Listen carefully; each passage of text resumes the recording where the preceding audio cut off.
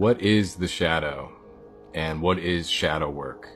So today's video is on the introduction to shadow work. And my name is Tim. I'm the headmaster at the Academy of the Mental Arts, which is a life coaching academy that I started here. And I'm super excited to have you guys because this is a very important video to just have in your knowledge base, because the shadow is going to come up so many times in the curriculum that it's really important to know what the shadow is. So when you're 5 years old, right, they say that's around the time the ego develops, because that's right around the time we form an individual self, the part of us that says this is me. And it's funny because that's usually the time we're like, oh, mine, like we're the seagulls in Finding Nemo. So what is the shadow though? So the shadow creates itself because when we're that age, there are programs that we're exposed to. Programs for this is what's acceptable, this is what good kids do, this is what bad kids do, or any variation of that. It depends on your environment. It depends on what you grew up around. And you're going to assign the acceptable behaviors as the ones that promote survival on a subconscious level. So, you know, just like Maslow's hierarchy of needs, every human has these base needs to where if they're not met, then fear arises, because that's how we have survival, because, you know, we're stuck in a physical body, which is bound by time and space, meaning that, you know, it's a victim to duality. There's going to be ups and downs, which means there's life and death when it comes to the body. With that being said, the programs that promote survival, we create personas. We create a personality to be molded around that. The ego is then created, and that ego is within the mind. It's of a dual nature, because there's the persona, which is a mask. It's a created part of ourself that will compensate for the unaccepted part of ourself. To every persona, there's a shadow that fits the opposite of that energy. It's a compensatory defense mechanism. So the shadow is comprised of the shameful aspects of ourself, the ones that are unaccepted by society or by the environment that we grew up around and how we were raised. So the shadow itself is the repressed or wounded parts of ourself. This is just going off of my writings to prepare for the video. So now we created this simultaneously when the first ego persona was created. In childhood, past wounds also create a schism. A schism is a separation between the personalities parts, which would be the persona, and then thus the shadow created as well, which means that there's a seen part of us and the unseen part of us. There's a conscious part of us and the subconscious part of us, and the shadow gets stuffed away into the subconscious. And just like Sigmund Freud said, you know, the more that we shove away, the more likely these emotions will come forth later in uglier ways, because it's a part of us. It needs to be seen, needs to be incorporated. And that's how we obtain what's called individuation, which is when we become the most fully realized version of ourselves, because we incorporate those missing pieces of our own persona, or I'm sorry, of our own self. And what Carl Jung refers to as the self is the fully integrated version of you, with the shadow integrated into your conscious personality, into your conscious existence. So now the shadow's rejected aspects of self get assigned rejected emotions. So grief, shame, anger, guilt, and fear, if any of these parts of you are exposed to yourself or others. So they are suppressed, and because of that, there's certain things that come along with that. There's power in the shadow. So forgotten dreams, aspirations, gifts, talents, strengths.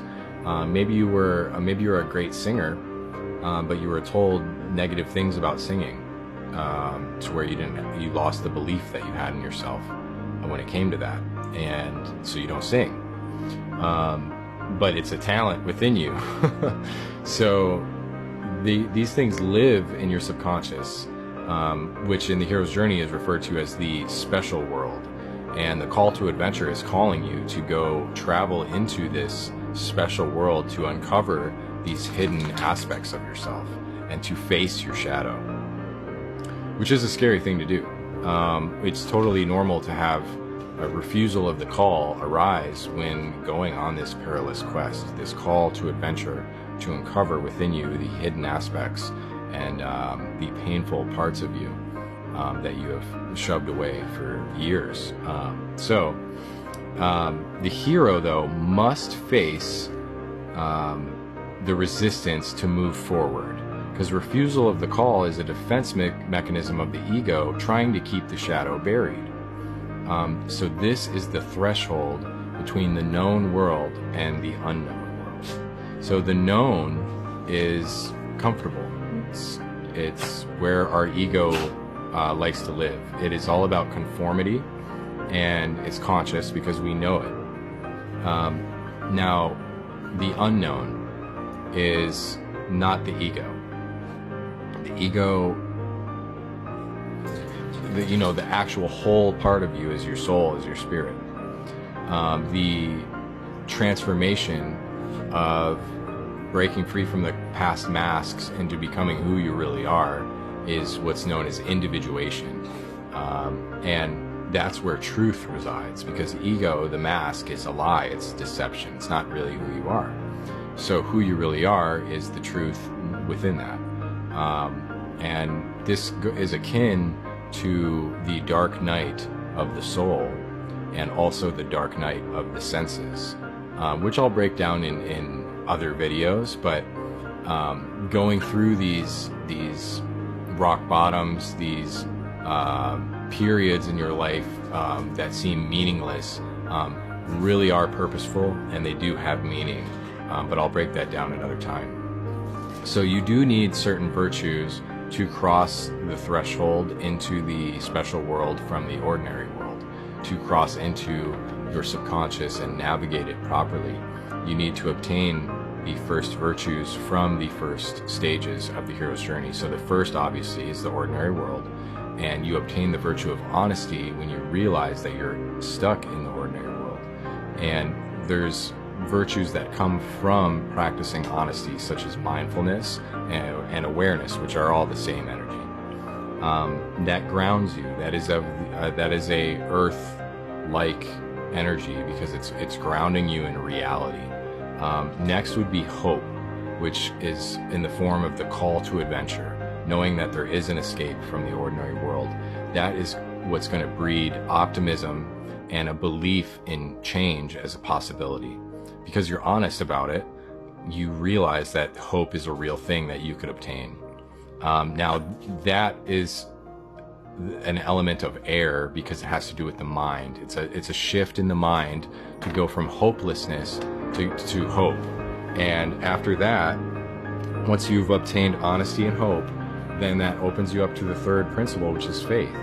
And in my other videos, I've went at length talking about this energy. And really what's underneath faith is trust. And it's not that easy, though. You need to make a choice to trust, because there's always the other choice, which is to not trust and to be stuck in fear. And that is an emotional choice. It's an emotional thing. So it's of water, of the element of water. So we went from earth to air to water in the first three stages. Now the fourth stage is awesome, because we go from earth to air to water to fire, because that is where we obtain courage. It's the fire within us that gets given life from these other elements, and that is what will carry us across the threshold into the special world of our hero's journey, of our subconscious. And then the fifth, which is integrity, representing ether, which combines everything. And we'll get more into that, but that's all for now. Thanks for joining me. See you next time.